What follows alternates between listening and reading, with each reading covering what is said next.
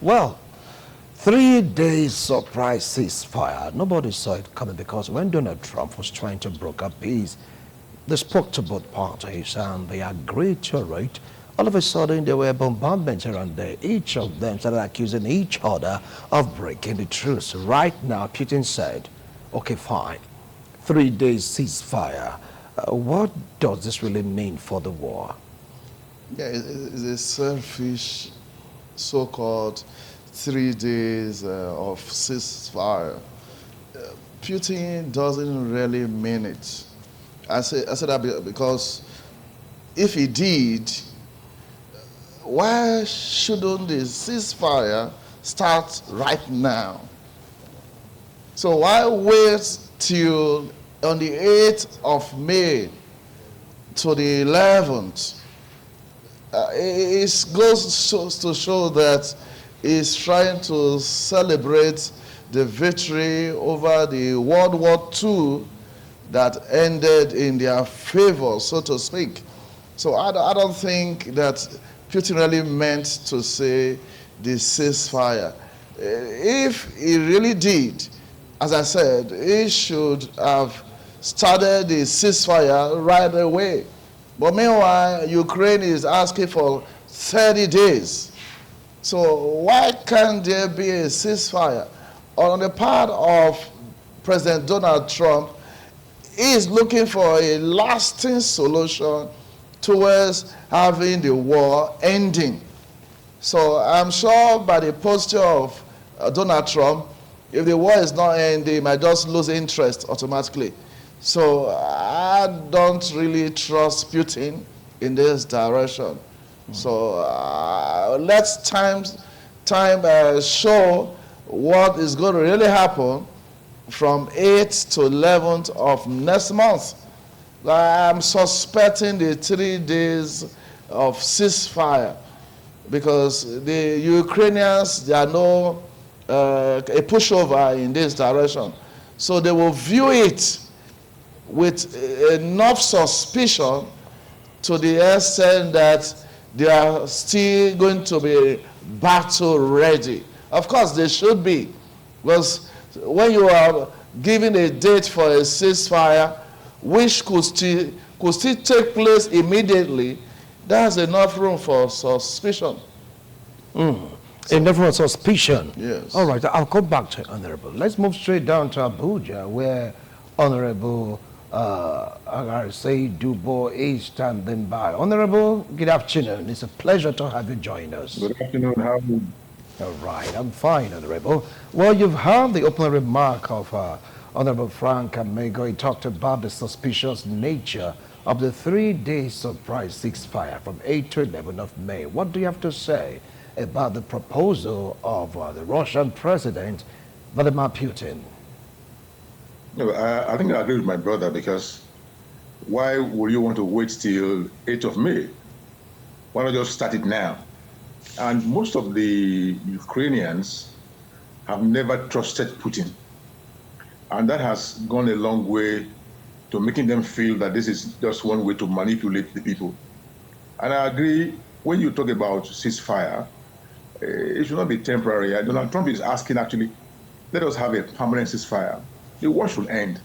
I mean, 3 years of bombardment, they've killed hundreds of thousands of people. You know, why must they continue? Okay. The man announced ceasefire for 8th of May, and only today, he launched some drones that kill people. I mean, what kind of... So they can never, Putin is never trusted. And it doesn't seem to mean whatever he says. You are having an anniversary to mark your 80th anniversary of your so-called victory over the Azanians. But having said that, must that be a condition? It's a conditional ceasefire. It's not going to be a lasting... So after the ceasefire now, they will start the fight again. Even the one they had during the Easter, both of them did not even trust each other. They looked at themselves, eyeball to eyeball, and said, come on, I cannot cease fire, and you go and start to bombard me. So let us keep the fire on. So they kept on firing for that whole Easter period. In fact, between the 19th and 20th, they killed over 6,000 people. So how will you now trust a man who has never meant well for his people? His people now, I'm talking about, because Ukraine used to be part of Russia. So he has never meant well for Ukraine. Look at what he's even telling Trump, that, oh, fine, let them give us 6 regions in one country. Why would they do that? That's a very terrible condition. If you really want peace, why would you ask them to cede 6 of their great cities to you because you are Russia? So for me, I think the ceasefire, look at it with a pinch of salt. Keep one eye closed, one eye open, because like Zelensky said, it's one attempt to manipulate the people. So they must not lose guard. They must be waiting just in case Russia takes advantage of that ceasefire, that they can respond sufficiently well. So I think both of them are not ready for the ceasefire. Ukraine is asking for a permanent ceasefire, at least for 30 days. And Russia is saying, no, 3 days is fine. Ukraine says 30 days. America says permanent ceasefire. So where do we stand? And in trying to broker peace, it has to be a lasting peace. Because when something is wrong, you must straighten it out and allow people to go. Because they can't be killing people. Look at the 12-year-old girl who lost her life now. The 3 people that were injured were old people. So you can imagine people, who are not ready to die yet, and just send them to their early grave. So I think we should. I agree with my brother. We should look at Russia as not a serious country, because you want to ceasefire and you are still firing. So we'll look at that and see the resultant effect. But America is resolute. America is saying, look, my friend, your condition, yes, you are giving a condition. America is even trying to say, okay, fine, let us go ahead with that condition. But having said that, if you don't cease fire, we'll lose interest. All right. And once America loses interest, they might want to also lend support to wherever they want to lend support for. All right. Okay, I'll come back to you, Honorable. Both of you are of the same school of thought that Peter cannot be trusted. Talking about 3-day ceasefire just to glow, to celebrate the conquest in World War II. But take a look at the situation right now, especially Ukraine. They don't think they've had enough. Because since Donald Trump came into the picture, he made it known to Zelensky that without America, they cannot fight this war. I have seen proofs already.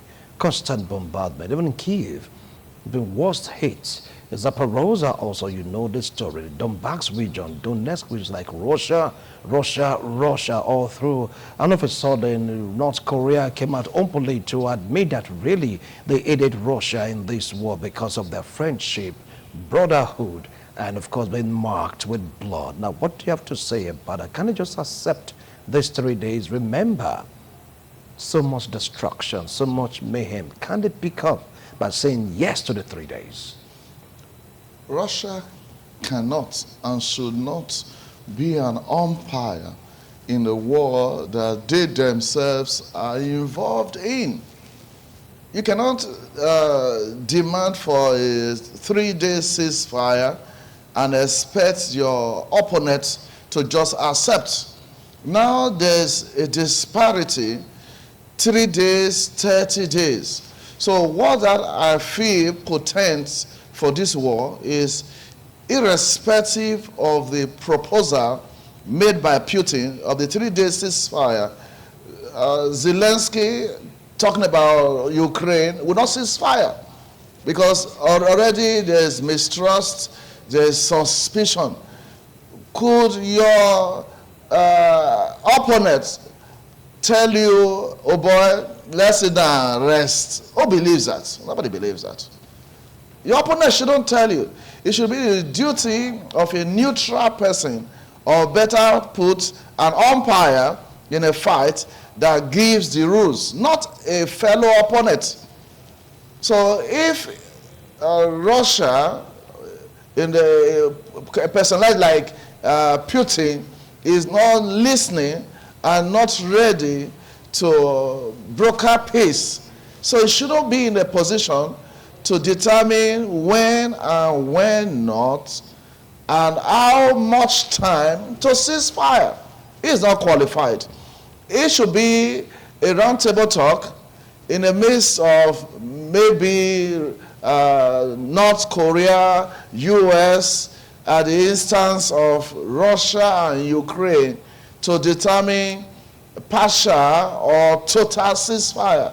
We are not to recommend or instill in the minds of the Ukrainians that don't worry, go home and rest. We'll give you 3 days. Who will believe that? Nobody will believe that. So I still see peace far away in that region. No thanks to Putin, because the way it's going, he knows already that behind Ukraine over this period has been the US. And North Korea is not hiding it, that they have to show solidarity to their friend, that's Russia. So in a way, the war is not ending yet. It's not ending yet. It's not ending yet? I don't think so. I don't think so. All right, let's move straight down to where Honorable is. Well, people are like saying that for Putin to say this, somehow it's just like Putin is the one calling the shot in this battle. Would you want to agree to that school of thought? Yeah, I agree. Putin has always shifted the goalpost. You know, very honestly, when a man speaks from both sides of his mouth, nobody can trust him. You are asking for ceasefire, yes, fine. Like my brother said, you are involved in this crisis. So somebody neutral should come and say, okay, fine, let's make peace. But Putin always believes, let's make war. And I can't understand why he should even be calling the shots, because you are asking your opponent to ceasefire. And you who is announcing that, you are firing. So they can never trust you. So if you think you want to ceasefire, then let very independent persons, North Korea, for instance, I mean, North Korea they are already an interested All right, Honorable, let's go for a break. When we return, we're going to continue with this discussion. I want to go for a break. Do stay. Much for staying tuned. If you just joined us, this is International Forum. We're with Honorable I say Dubas making his point about Russian President Vladimir Putin being a man that shifts the goalposts in course of this war. Honorable, please continue with your comment about Vladimir Putin calling the shot in this battle. Yes, very honestly, Ukraine is looking for a lasting solution. And if we're looking for a lasting solution, the only thing that can be right is for both parties to agree. America is just like not coming full scale to support Ukraine, but they are doing so overtly. But I'm very sure if this peace attempt fails, they might just decide to say, okay, come on, gentlemen, let's do this thing the way it should be done. Because if Putin decides to give all these kind of conditions that, to my mind, should not be trusted or believed, assuming they even agree to look at Crimea, and they ask for 5 other regions, then you are taking the whole of Ukraine. You want to conquer Ukraine because you think you are superior to them. So for me, I believe very much that there has to be independent, impartial persons who will sit down in the round table, both parties come in and talking on equal pedestal. No one is superior to the other. On this kind of business, the two of you are equal, discussing on the same pedestal. So at the end of the day, you say, oh, fine, okay, let you take this, I take this, but let's make peace. Because at the end of the day, both of them are from the same stock. I don't want to think that killing or destroying Ukraine by Russia would mean too much of, I mean, big brother and younger brother. You want to fight and kill your younger brother. But again, they forget that Ukraine is also a force to reckon with. Of the over 100,000 persons that have died, I hear Russia has lost over 20,000 people. So why do they think that they cannot even, So for me, for Putin to be trusted, there must be a truce brokered by, maybe like my friend said, Russia and North Korea, who are both interested parties, sit down, gentlemen, let's talk. What do we do and where do we go from here? Must we continue to fight? If something is wrong, whatever is wrong, the reasons for the conflict, let's look at them. and string them out. So at the end of the day, there can be, you can't have a total war. In the last 3 years, it's been war, war, war, war, war, war, war. For 8 years, there was conflict. They tried to manage, they couldn't manage. Full-blown war in 3 years. For God's sake, you can't have a generation of young people who are being killed like that, and you think you can continue to fight. So for me, I want to suggest that let America that has shown interest. Already, Trump has said, if at the end of this effort, Putin refuses to yield, he will back out. And I can trust Donald Trump, my brother. If he backs out of this because of Putin's attitude, he might just throw his weight, and support Ukraine. Then that takes us to another chapter of the war. So I just hope that it will not get to that stage where they will be. All right, I'll come back to you in a little. Well, you have one of the conditions given by Putin to at least end the war, so to speak, after America, like you rightly said, is talking about permanent peace deal, permanent ceasefire. Ukraine is clamoring for at least 30 days. Russia said no, 3. And they expect also of ceding 5 regions, Crimea inclusive, to the Russian forces for there to be peace. Now, what do you feel about a particular request by Putin? Is it too much or too little for peace to reign? Yes. Remember, hold on, sorry for interrupting. Trump said you have to let go Crimea. Forget about Crimea for now. That's part of the peace deal. What about the other region that Russia is clamoring for? Yeah, my feeling for the areas Putin is asking for is based on the feeling of Zelensky. If Zelensky feels for their country to be at peace with Russia is to cede some of these regions to Russia, I agree. It's only when Zelensky says not even an inch be ceded to Russia that will turn to a new page of discussion. Because ordinarily, why should Russia wanting to take a large part of Ukraine, any part at all? Well, it's not a large part, just 5 regions, like, let's say 5% of the 100% of Ukraine for peace to reign. It's large enough for you to quantify 5%. It can't be calculated. If you had said 50 by 100, that's a different thing.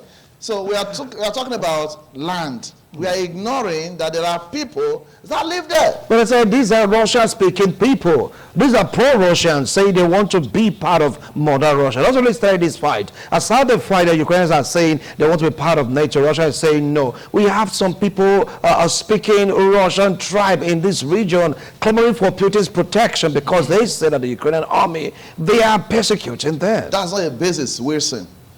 If in Nigeria we speak English, does that mean that England should take over Nigeria?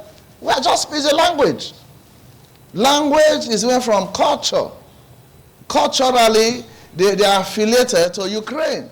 Language you can learn and control Z it and not learn it. That because speak Russian language does not in any way translate to changing nationality. So if geographically these people speaking Russian language belong to Ukraine, it's not a challenge. Because Ukraine can wake up tomorrow to say that the lingua franca is now this language. That's what we have in Niger Republic. They have removed French as their lingua franca. Now is Hausa. So will Nigeria now go and take over Niger because they now speak Hausa? That's not a basis. That's a basis for takeover. So if Zelensky, as he leads Ukraine, agrees to that term of ceding a part, whether 1% or 5% of the land to Russia, that will bring about the much desired peace, why not? But if Zelensky says no, not even a foot will move, then we'll start the discussion all over. Not even a foot, because that's Zelensky's stand, but the proposal like, look, guy, you have to let it go. But asking for 5%. Anyway, now, Honorable Agazedibo, you talked about Donald Trump backing out if all efforts to broker for peace fails. Now, if peradventure the warnings, the appeal falls on deaf ears, what do you think will be the next step of Donald J. Trump of the U.S.? No, I said that already because Donald Trump is trying to make some efforts at, so to speak, making or allowing peace to reign. And he believes in permanent peace. And I say this very clearly.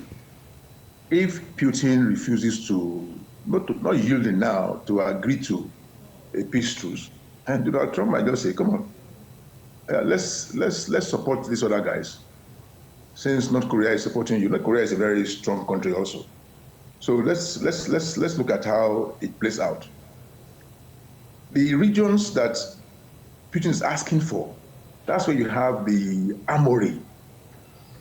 The two of the regions, house the armory of Ukraine. So if they cede those two regions plus the other three they're asking for, then they will have taken the area or the areas where they have the armory, and that will not be nice. So you do not take those areas out of. But Honorable, hold on. Those regions they're asking for, they're falling already. They are now under Russian control. So what is the need of fighting for an armory that is already under the control of a perceived enemy? Yes, like my brother said, those territories are still part of Ukraine. And if you now turn to the quarter of his Israel land, that will not be right. So to put that kind of functionality, to take those specific regions from your country, for me, that will not be right. If Putin really wants peace to reign, he will not be asking that kind of demanding for me to have. Yes, Ukraine is already out of it. America has supported them to do that. But America is even saying too, okay, fine. Like you said, those other regions they're already under Russian control. Maybe, like my brother Amigo said, if. All right, now we'll definitely come back to you, but it was making a very strong point. All right, he talked about those regions that asking NAFTA contains the armory. But what is the use of an armory that has fallen into the control of the enemy? Russians practically, they are in this region. They say, leave this region for us, after all we are there. So what can Ukraine do about it? Don't they just let it go for peace to reign? Hence the need for peaceful discussion, whether Russia has fully taken over or not. The point of contention still remains. You ought not to be here.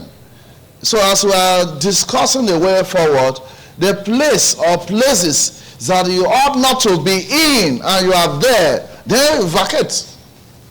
I doubt. You just hold on. Let's go back to Honorable Agazedibo. But now we are still on the same point. We're talking about the land that has been sacked already by Russian forces. Honorable Frank Amigo is like saying they should vacate. When they are there, it took them sweat, blood, weaponry to get to where they are. Do you think Putin will just fold his arm and tell his own men to retreat? You see, let me use one analogy. Some years ago, many years ago, part of Akoko Edo local government in Edo State was ceded to, I think, Ondo. Mm-hmm. And one of the leaders of Akoko Edo at that time looked at it and said, only yesterday I could say I was from Edo State. Today I'm not from Ondo State. The man found it difficult to cope with that. Yes, it was part of Edo State. It was not ceded to Ondo State. And Ondo took that part of Edo State as part of their own territory.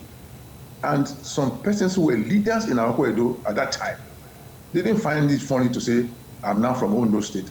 And one of the very great leaders, Kifoye, died thinking that he cannot come and say he's from Ondo State. But I once said that these Ukrainians, when the USSR was split, and Ukraine, became, so to speak, independent. These people have lived in Ukraine, and they have told themselves that they are Ukrainians. So to now say because they speak Russia, the Russian language is like just a language. Like my friend Amego said, we speak English here. Yes, we are a colony of Britain, that's fine. But having said that, we are still here as Nigerians.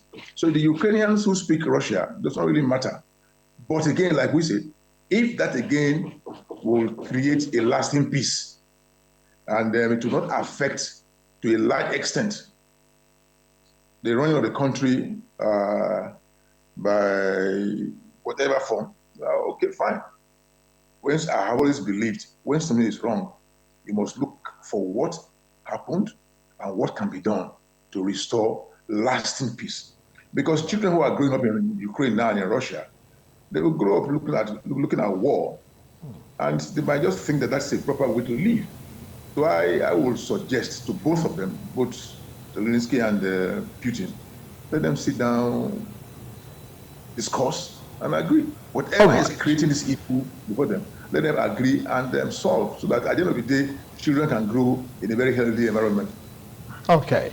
All right, well, let's take a short break. We'll be right back. Don't go away. All right, we just joined us. This is International Forum. The question now is any price too big for peace? 5 regions compared to regions we have in Ukraine. You've been battered, shattered. Russia's still hammering on Ukraine. Would there be any price too big, just for at least peace to reign? Yeah, you could say that easily because you are not in the war front. Russia is doing this to divert attention from the actual challenge that started. Ukraine wanted to join NATO. That's what happened. There was no land dispute between Russia and Ukraine. So it's diversionary. So if you are still saying now that the quarrel by Putin now with Ukraine is land, then we can easily handle it. So history has all of this. They can come up with a new mapping then and determine where Russia ought to be and where Ukraine ought to be. So as they say it in law court, this one is not before us. It's the matter of NATO joining or not. So it's diversionary. But since it has got into this, is there any price too big for peace? Let me get to where I'm going to now. Please get to where you're going to. After they have acquired this landmass, they will go for the chapter 2, half of Ukraine. Come on. Okay, what's the basis for the... You don't have proof of I'm telling you this. How can they go for half of Ukraine? They are asking for the Donbass region. That was among the conditions given by Russia to Ukraine. Donbass region, tell your militaries, ban your military, go home, the war will end. Zelensky said, no way. I'm sure you are aware how the matter started. It wasn't a land dispute. It's diversionary. That Putin wants to hang on to that so that the public will kind of sympathize with him. Why couldn't they come up with a true situation that he would never allow Ukraine to be part of NATO? Then the voices will spring up of the sovereignty of Ukraine, that they have the exclusive rights without having to take instructions from any country. But Putin is not towing that line. He knows that if he presents that, the matter will be dead on arrival. That's why he's acquiring the... But hold on. Someone's saying that Putin is still standing on that fact that Ukraine should be part of NATO.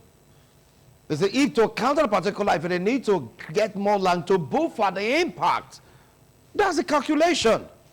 According to what they are saying right now, if you must join NATO, release this region to serve as a buffer between Ukraine, NATO organization, and Russia. Anyway, let me get to hear from Honorable Dubona. What do you feel about this calculation? Do not join NATO. If you must join NATO, these 5 regions must belong to Mother Russia, at least for their own protection. Is it all bad? Yeah, I think I still agree with my brother. The land, so to speak, it's not even a dispute actually, because it's Putin just trying to say it's a dispute. I'm not sure Ukraine is seen as a dispute. They have not even decided to cede any part of their country to Russia. But having said that, joining NATO by Ukraine will not augur well for Russia. NATO can use Ukraine as a spot to do some things that would be at the disadvantage of Russia. So Russia is trying by all means to ensure that no country around her gets this kind of membership. But having said that, I want to believe that whether they want to join NATO or not, Ukraine is an independent country, it's a sovereign nation. Whether they want to cede a quarter of their country's land to Russia is a question of maybe they have to sit down to discuss and agree on what part of the country to cede to Russia. But since Russia has mentioned specifically these 6 regions, one's already gone, the other 5 are waiting. And I think America is also believing that for peace to reign, let those regions go. Let those regions go. And let's see whether the war will stop. And like America did say, if they cede those 6 regions to Russia, maybe there will be some other 2 regions they said, okay, add these 2 to add these 2. Exactly. So that But you're not sure they will go for that. You are not sure they will go for that. Nobody foresaw this one. When we were talking about, Caribbean, people thought that was going to be the only one. But in the course of time, they now added 5 to it. Mm-hmm. And if at the end of the day, okay, fine, let's us go ahead and see it. And it's okay, we didn't remember that the other 2 can be, So very honestly, for a man like Putin that nobody trusts in Ukraine, it might be difficult to really, because for a lasting peace to reign, there must be a roundtable discussion. All right, thank you. Let both of them agree, and let them go and agree on what to do so that they can have one lasting peace will not create, because I am very particular about children. Yeah. Because I want children to grow in an environment that will be conducive. They should not grow. That interests me a lot. Thank you so much, Honorable. That's the last line on this discussion, because you can see our time is up. If you want to advise about Zelensky right now, about Putin, what will be your advice in 1 minute? Both of them should make themselves available for negotiations. And if they do that in no distant time, the much sought for peace will become a reality. All right, thank you so much, Honorable Frank Amego. Thank you so much, Honorable Agarise Dubo, for your wonderful opinion. Let's see if Ukraine will take this offer. Some are calling it a bait. Is it a bait, or is it a pathway to a lasting peace? 6 regions.